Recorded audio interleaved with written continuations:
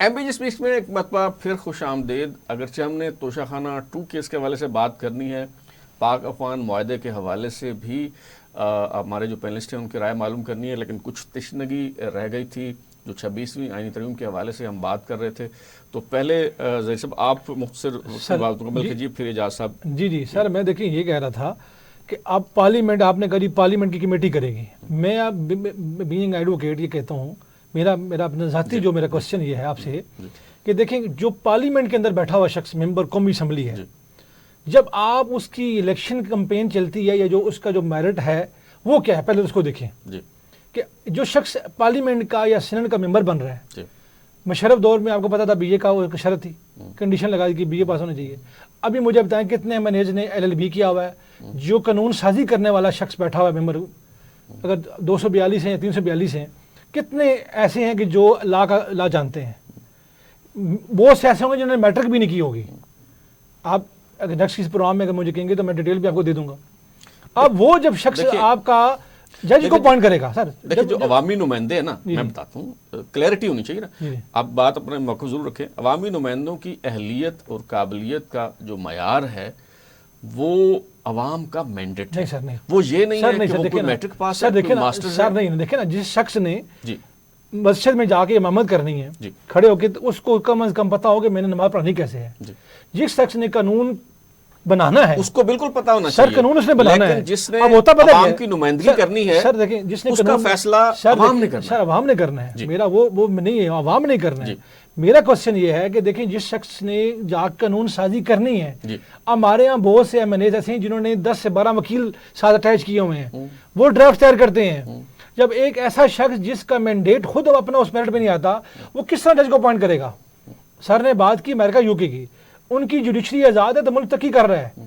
اگر عدالتی نظام کو آپ وہاں پہ ڈونلڈ ٹرمپ صاحب جج تعینات کرتے ہیں, کوئی کمیٹی نہیں بنتی. سر دیکھیں عدلیہ آزاد ہے نا, جب آپ عدلیہ کے عدلیہ کے دیکھیں ابھی بہت سے فیصلے عدلیہ نے ان کے خلاف کیے ہیں ٹرمپ کے, وہاں جج کو اندر کر دیا تھا نا. ابھی ججوں کی تعیناتی پہ ہم بات کر رہے ہیں نا, ججوں کی. اب وہاں امریکہ کا صدر جو ہوتا ہے وہ جج تعینات کرتا ہے, وہ کسی سے پوچھتا بھی نہیں. کو جسی نے کہا نا ساکر نثار کی, میں میرا ان سے کوئی تعلق نہیں ساکر نثار سے یا افتخار چودھری سے, میں اس کے بھی خلاف ہوں کہ دیکھیں پاورز کا ناجائز استعمال نہیں ہونا چاہیے.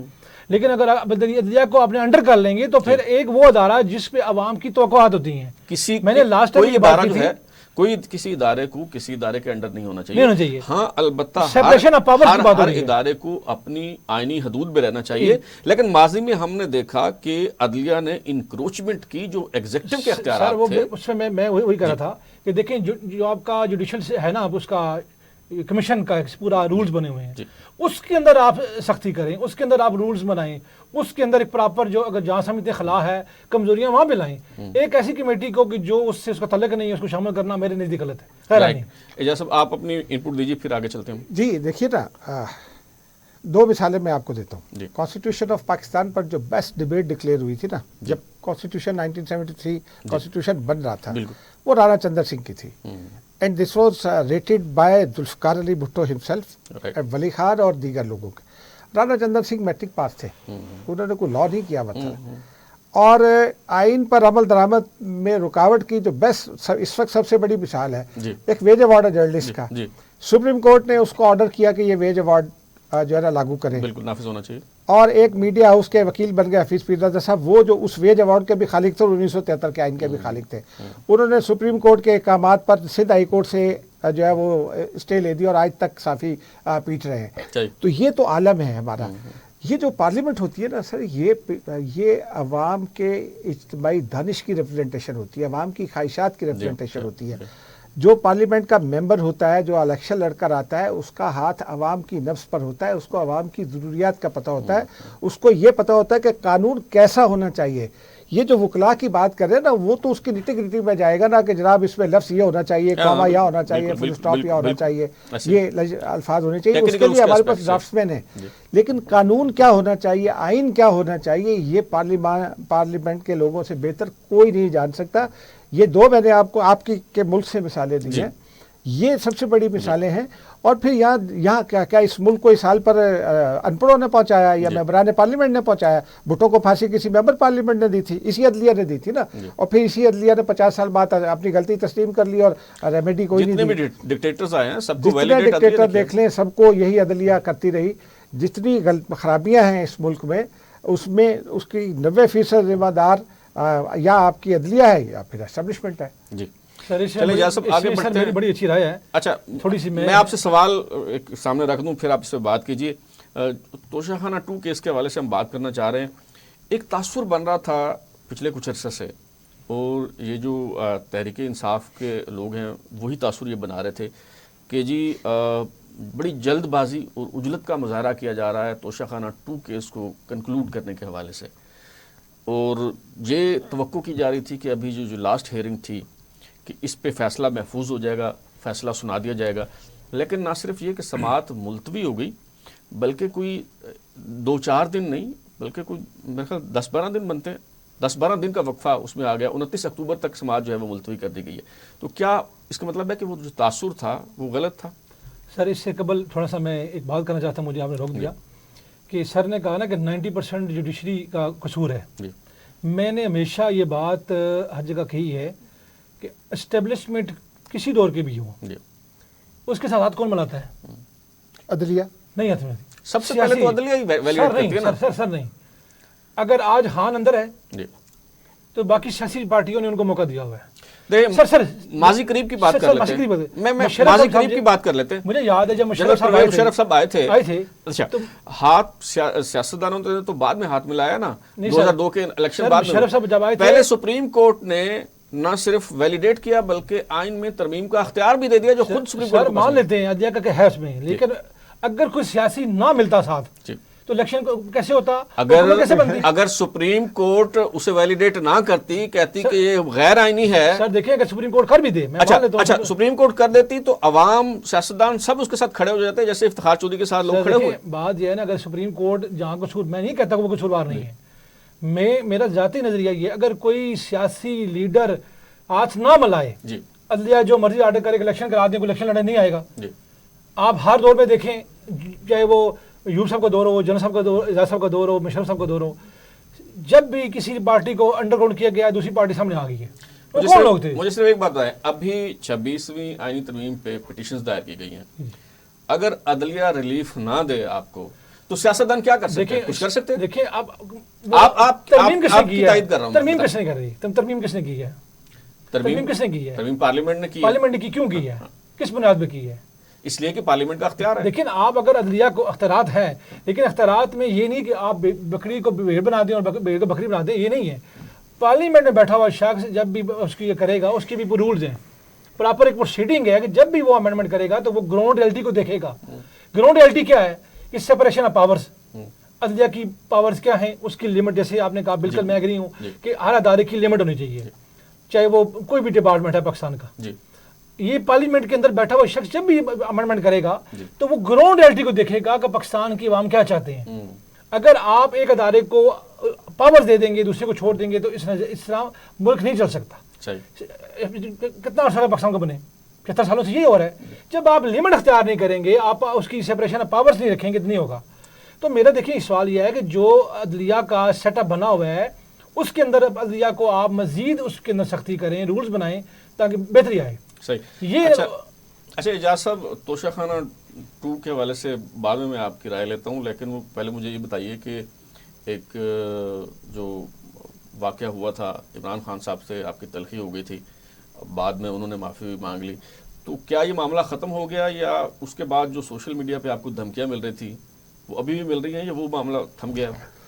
سوشل میڈیا تو چلتا رہتا نا، جیسے 2 مہینے بعد دیکھ رہے ہیں وہ بیچارہ اس کو نہیں پتا کہ خان صاحب نے معذرت کر لی تو وہ دھمکی ہی دیتا رہے گا. ٹھیک ہے نا، لیکن وہ بات ختم ہو گئی ہے. لیکن انہوں نے فراخ دلی کا انہوں نے مظاہرہ کیا. اور میں نے بھی ان سے کہا کہ جی میں آخر میں چند جملے میں نے آپ کو سخت کر، میں چونکہ آپ میرے کرکٹنگ ہیرو ہیں تو میں آپ سے معذرت چاہتا ہوں. تو انہوں نے کہا نہیں، آپ نے مجھے ریئلائز کرانے کی کوشش کی کہ خان صاحب آپ نے غلط کیا تو مجھے تسلیم کرنا چاہیے تھا. بس بات ختم ہو گئی ہے. انہوں نے معذرت کر لی اور میں ویسے بھی اس بات کا قائل ہوں کہ جرنلسٹ کی کسی وکیل سے، کسی سیاستدان سے، کسی پارٹی ہیڈ سے، کسی پارلیمنٹیرین سے، کسی ادارے سے کوئی لڑائی نہیں ہو سکتی. جی بالکل، ہونی بھی نہیں چاہیے. میری نہ کسی سے دوستی ہو سکتی ہے. جی بالکل ایسے میری دوستی خبر سے ہے بطور جرنلسٹ. بس یہی بنیادی ہم نے سوال کرنا ہے، جواب ہم نے سوال کرنا ہے، ان کا استحقاق ہے. دینا نہ دینا ان کا استحقاق ہے. کبھی ڈانٹ دیتے ہیں صحیح. تو ٹھیک ہے، خیر ہے، کوئی بات نہیں. اچھا، یہ شروع سے آپ اس کو فالو کر رہے ہیں، توشہ خانہ 1 ہو یا توشہ خانہ 2 ہو، اڈیالہ جیل میں جو بھی عمران خان صاحب کے خلاف مقدمات کی سماعت ہو رہی ہے، ایک موقع پہ ہم نے وہ بھی سنا تھا کہ جی وہ سماعت تھی، میرے خیال میں جی ایچ کیو حملہ کیس کی سماعت تھی، بلانے گئے تو انہوں نے کہا کہ میں ابھی ورزش کر رہا ہوں، اس کے بعد میں شاور لوں گا اور میں پھر آؤں گا. کہ ایسی تھا؟ جی انہوں نے کہا، پہلے گئے ان کو بلانے کے لیے، تو انہوں نے کہا ابھی جائیں، ابھی نہیں آ رہا، میں ورزش کر کے آؤں گا. پھر ورزش کرنے کے بعد انہوں نے کہا کہ میں نہا کراؤں گا. نہانے کے بعد پھر انہوں نے کہا میں ناشتہ کر کے آؤں گا. پھر جب آخری بار بلانے گئے تو انہوں نے کہا کہ تیسری بار بلانے گئے تو انہوں نے کہا کافی پی کر آتا ہوں. پھر چوتھی بار بلانے گئے تو انہوں نے کہا نہیں آتا ہوں.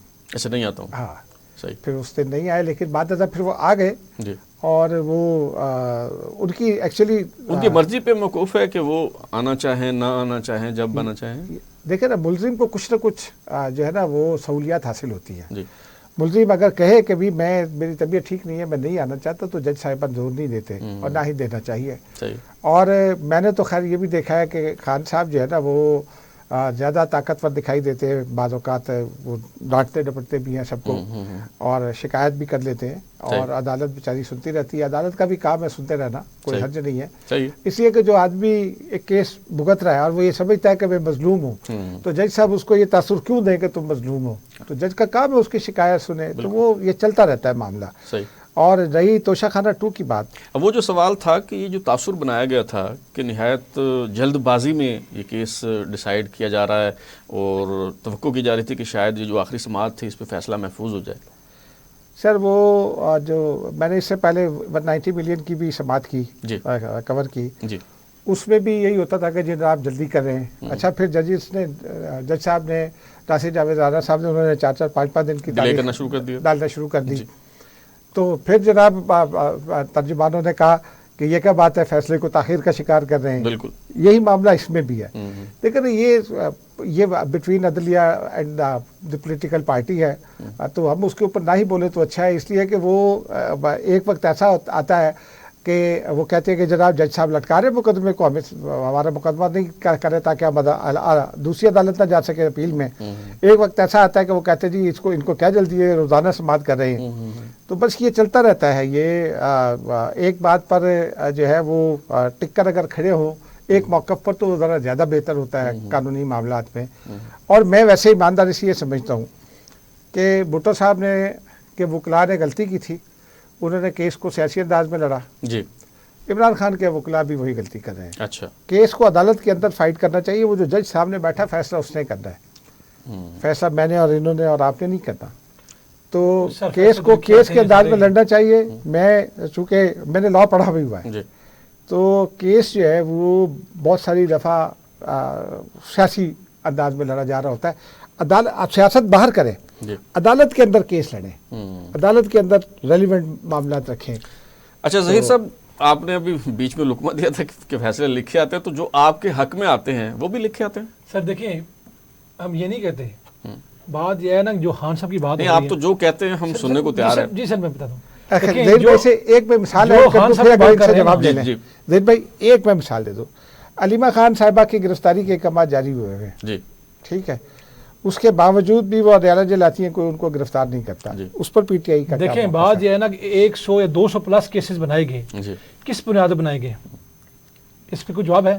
اب مثلاً ابھی توشہ خانہ 2 کا آپ پوچھے تو میں آپ کو بتا سکتا ہوں کہ کیا کیس ہے. دیکھیں بات 200 پلس مقدمے ایسے لیڈر پہ جو امت مسلمہ کا لیڈر ہے، جس کو دنیا بھر میں جتنی عزت اور پرائرٹی ملتی ہے، اور جس طرح یہ 24 اپنا جو الیکشن جو چوری کیا گیا، کیا وہ ٹھیک تھا؟ صرف ایک یہ آپ نے جو پوچھا ہے، توشہ خانہ 2 کیس میں الزام یہ ہے امت مسلمہ کے لیڈر پہ کہ وہ جو بلغاری سیٹ تھا وہ 5 کروڑ اس کی مالیت تھی، ایسے ہی جی 7 کروڑ، اور وہ 58 لاکھ اس کی قیمت لگوائی گئی اور 29 لاکھ کی ادائیگی کر کے وہ سیٹ اپنے پاس رکھ لیا. تو کیا جو بندہ ریاست مدینہ کی بات کرتا ہے اور جس کا یہ کلیم ہے کہ امت مسلمہ کا لیڈر ہے، کیا اسے یہ کرنا چاہیے؟ سر دیکھیں اس کے military secretary deputy military secretary نے گواہی دے دی اس کے سر یہ گفٹ جو ہے نا جی اس سے پہلے کسی پرائم منسٹر نے لی؟ بالکل لیے. ٹھیک ہے. اچھا بات یہ ہے اس کا یہی rules تو کیا مسئلہ ہے. ہمارا اس کے رولز ہیں، اس کے ہمارا یہ آرگومنٹ یہ ہے، ہم تو آپ کے ساتھ ہیں. ہم کہتے ہیں کہ باقی سیاسی جماعتیں، باقی سیاستدان وہ بدعنوان ہیں. چلیں مان لیتے ہیں، چلیں آپ کی عمران خان صاحب جو ہیں غوری صاحب آپ کی بات مان لیتے ہیں، صاحب کی بات کرتے آپ ہیں، کی بات مان انہیں لیتے تو یہ نہیں کرنا چاہیے. اس کیس میں غوری صاحب آپ کی بات مان لیتے میں ہیں، رپورٹ کروں آپ کی بات مان لیتے ہیں، ایک نقطہ بتا دوں، آپ کی بات مان لیتے ہیں جی کہ جی توشہ خانہ کیس میں انہوں نے زیادتی کی ہے جب انہوں نے جرم کیا ہے، جی وہ 200+ مقدمات کس چیز کے ہیں؟ نہیں بات بھی ہم ڈسکس کر لیں گے. اس فی الحال جو کیس ڈسکس کر رہے ہیں اس کی بات توشہ خانہ رولز کے مطابق انہوں نے کیا ہے، جو قانون اس بنا کیس ہوا ہے میں اس میں کے ایک بات مطابق بتا کیا ہے. دوں، اس کیس میں ایک بات بتا دوں. جو رولز ہیں نا توشہ خانہ کے، وہ یہ کہتے ہیں کہ ایک کمیٹی ہوگی، اس میں ٹریڈ منسٹری کے بھی اور ایف پی آر کے اور کامرس منسٹری کے لوگ ہوں گے. اس کمیٹی کو سیٹ سائڈ کیا گیا پرائیویٹ پرسن سے اور ایک assessment پرائیویٹ کرائی. اپریزر لایا گیا اور ایک ہی پرائیویٹ اپریزر. جی جی بالکل. ہونا تو یہ چاہیے تھا کہ 2-3 کو لسٹ کیا جاتا اور ان میں سے پھر ہمیں بریک لینی ہے، آپ کو پوائنٹ آ گئے تو یہاں پہ ایک مختصر سی بریک لیتے ہیں جی اور دوبارہ آپ کی خدمت میں حاضر ہوتے ہیں.